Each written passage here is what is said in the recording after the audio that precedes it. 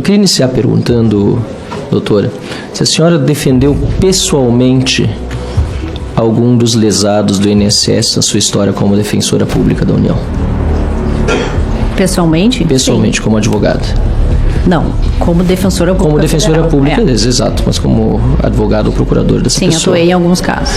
E como é a reação dessas pessoas diante do roubo que para elas faz uma diferença enorme, de 30, 50, 100 reais, nos seus benefícios são pequenos? É uma reação de indignação. Tem algum caso específico, sem mencionar nomes, que você possa citar, que tenha te trazido especial emoção ou comoção? Eu acho que casos mais assim emblemáticos nos atendimentos que foram feitos no Rio Grande do Sul após as enchentes, atendimentos que foram feitos pela Defensoria Pública da União. Mas relacionados ao roubo do INSS?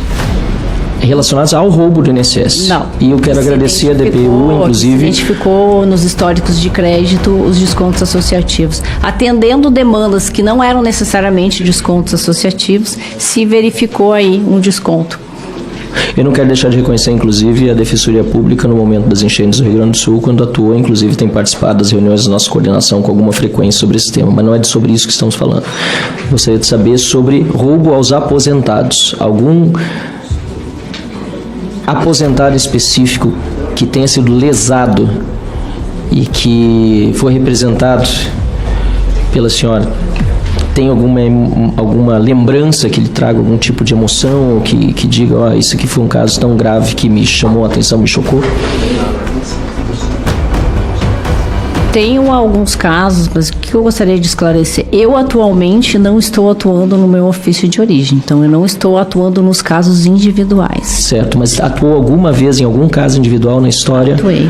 E qual foi o primeiro caso que você tem em memória de ter atuado a favor de um lesado do INSS? Nesse caso específico que eu recorde, realmente acho que foi no 2023 ou 2024.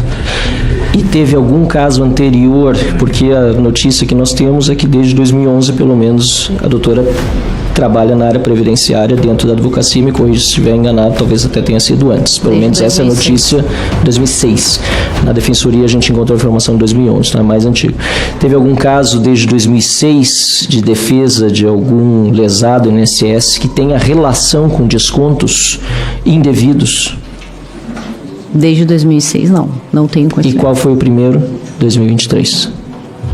Que eu recorde, na minha atuação como defensora pública federal, os casos em que eu tenho conhecimento que eu atuei no ofício individual, foram 2018 e 2019, acredito. Mas a senhora há pouco disse que foi 2023. Não. 2023, a minha atuação, ela se divide numa atuação individual. Certo. E depois quando assumi a coordenação. Certo. Entendeu? Mas como defensora de um lesado INSS, o primeiro caso que você defendeu foi em 2023 ou 2018? Entre 2018 e 2019. Ok, eu gostaria de que a senhora informasse depois a comissão exatamente qual foi esse caso, em que data foi. Eu também gostaria de chamar a atenção aqui de todos os colegas desse gráfico que está no plano de trabalho do deputado Alfredo Gaspar, que mostra o marco temporal entre 2015 e 2025 dos descontos no INSS. É muito importante lembrar que durante o governo Lula foi que houve o grande disparo, certo? Agora, antes disso, como sempre houve, lamentavelmente, roubo no INSS, nós sabemos que houve episódios, por exemplo, relatados pela imprensa, Geraldo Doca, em 2018, e INSS fará pente fino em convênios por suspeita de fraude, isso foi no jornal O Globo, e também em 2010, o mesmo repórter, contribuição compulsória, aposentados são descontados sem saber, sindicatos faturam milhões. Eu pergunto à senhora, doutora, se esses casos já eram publicados na imprensa, e a senhora disse que só sabe a partir de 2019, sendo responsável, titular da área previdenciária, como foi que, apesar de estar na imprensa, a senhora não sabia que isso acontecia no INSS antes disso, pessoalmente? Nós temos conhecimento através dos relatos dos nossos assistidos. Mas a senhora disse antes, em resposta ao relator, que pessoalmente a senhora só soube dos descontos a partir de 2019. Gravei bem essa palavra. Pessoalmente. O que significa pessoalmente? Significa dentro da defensoria? Atendimento. A senhora nunca leu as matérias da imprensa antes? Claro, a senhora não conhecia as matérias da imprensa? Conhecia as matérias. Então a senhora sabe que antes de 2019 também acontecia esse tipo de roubo? Sei. Ah, bom. Então, a minha resposta foi em relação quando eu atuei. Tá bem, porque isso não estava claro. A senhora disse pessoalmente, eu sei a partir de 2019, mas a senhora tinha conhecimento, então, pessoalmente também, fora da sua atuação? Sim. Diretamente relacionada à atividade funcional, que na imprensa já saía esse tipo de matéria. Tinha conhecimento. Isso é importante, fique claro, senhor presidente, senhor relator, porque eu gostaria de saber também se, apesar de saber ter envolvimento pessoal desde 2019 a 2023, quando a senhora não era coordenadora, eu tenho certeza que a senhora levou para o seu superior o conhecimento dessas atividades em 2019 e 2023, correto? Eu atuei em favor de pessoas assistidas e tomei as medidas extrajudiciais ou judiciais. Mas eu me pergunto se levou ao coordenador pelo seguinte, porque quando a senhora foi coordenadora, a senhora tomou ação e decidiu fazer parte, inclusive, do grupo de trabalho e ir atrás desse escândalo. Mas antes disso, a senhora não era coordenadora e havia um coordenador. Gostaria de saber quem é o coordenador ou quem foi. Não me recordo, tem que ser solicitada essa informação. A senhora não sabe quem era o seu coordenador? Não era o meu coordenador. Não era. Como é que funciona, então? Esclarecendo que nós temos independência funcional. O coordenador da Câmara de Coordenação e Revisão Previdenciária, ele não tem nenhuma ingerência em relação ao Defensor Público Federal. Mas você, a senhora tendo independência funcional, a senhora acha que a senhora não tem obrigação de levar para essa pessoa uma informação que a senhora já conhecia desde 2019 dentro da instituição como defensora pública? Não. A senhora não tinha obrigação de levar a essa pessoa essa informação. Eu discordo. Eu acho que a independência funcional não pode ser utilizada para blindar um superior e prejudicar aqueles que estão sendo lesados. O senhor não concorda? Eu acho que o que deve ser esclarecido é como são as atribuições dentro da Defensoria Pública da União. Não, mas isso está muito... Eu não teria que relatar nenhum. Mas eu sou deputado federal e aqui são senadores aqui, nós todos sabemos a legislação, inclusive nós fazemos a legislação. Então, isso não seria prevaricação? Não. A senhora não informar o coordenador da área de que dentro da sua área de atuação estão acontecendo roubos e apesar de pessoalmente, repito aqui, me ajuda o senador Rogério Marinho, pessoalmente a senhora sabia dos casos, mas não informou o coordenador, não sabe nem quem era. Não me recordo quem era o coordenador no momento. Mas a senhora não acha que é prevaricação?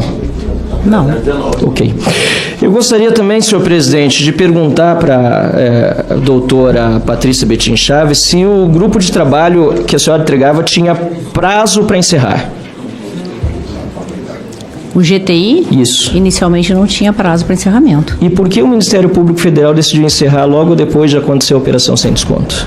Essa resposta não cabe a mim. Mas não foi falado nada dentro do grupo? Não foi informado. Não havia comunicação dentro do grupo entre os membros? Havia. Mas não foi informado o encerramento? Não foi informado o motivo do encerramento. Mas foi informado o encerramento. Como foi feita essa informação? Através de um ofício dirigido ao Defensor Público Geral Federal. E o Defensor Público Geral Federal não questionou esse encerramento, a senhora tampouco? Não achou estranho? Não solicitou prorrogação, não disse, olha, a situação está tão quente aí, está todo mundo falando nesse assunto, a gente precisa continuar investigando, gente, isso é um absurdo. Vamos encerrar, a senhora não fez nada nesse sentido. Esse grupo foi criado pelo Ministério Público Federal. Mas a senhora era membro. Era membro, mas e não a cabe não a tinha... mim questionar, porque essa é uma escolha, uma decisão do Ministério Público Federal. A senhora não podia questionar nada dentro do grupo, então a senhora não tinha participação efetiva no grupo. Tinha participação efetiva no grupo. Mas como é que um participante efetivo não pode questionar a decisão do seu coordenador? Não cabia a mim questionar. Não podia fazer nenhuma pergunta a ele? Poderia fazer a pergunta, então, mas o senhor grupo poderia questionar. É criado pelo Ministério Público Federal. Mas são duas coisas exatamente idênticas. Fazer pergunta ou questionar é a mesma coisa. Então a senhora poderia ter questionado o coordenador, mas a senhora preferiu não questionar. Preferiu que o grupo encerrasse sem que a Defensoria Pública da União se manifestasse. E a senhora diz que a DPU não é órgão de controle, mas a DPU ajuiza uma série de ações civis públicas, emite recomendações sobre políticas públicas, e eu te pergunto, por que a DPU não ajuizou nenhuma ação civil pública para afastar a cúpula do INSS, ou até mesmo para tomar medidas mais drásticas para que o INSS adotasse providências quanto à implantação da biometria, por exemplo? Última pergunta, por favor. Essa pergunta final. Eu gostaria de saber se a DPU... Desculpa, presidente, só pela interrupção. interrupção, vou repetir para ficar bem claro. Se a DPU ajuiza toda hora ação civil pública, isso aqui é muito corrente aqui, emite recomendações sobre políticas públicas. Porque nesse caso, a senhora acredita que não foi ajuizada nenhuma ação civil pública para afastamento da cúpula do INSS, ou então que se tomasse medidas drásticas para que o INSS adotasse providências quanto à implantação da biometria? Os defensores regionais de direitos humanos ou a Defensora Nacional de Direitos Humanos têm independência funcional e avaliar qual a sua forma de atuação, que pode ser não somente judicial, mas extrajudicial, através de recomendações. E por que o DPU... Obrigado, deputado Barra. Não, mas a pergunta não foi... O prazo encerrou. Mas só por que não fez nesse caso? Só essa pergunta. Por que nesse caso não foi feito, na sua opinião? Não cabe a mim responder essa pergunta. Ok, obrigado, senhor presidente.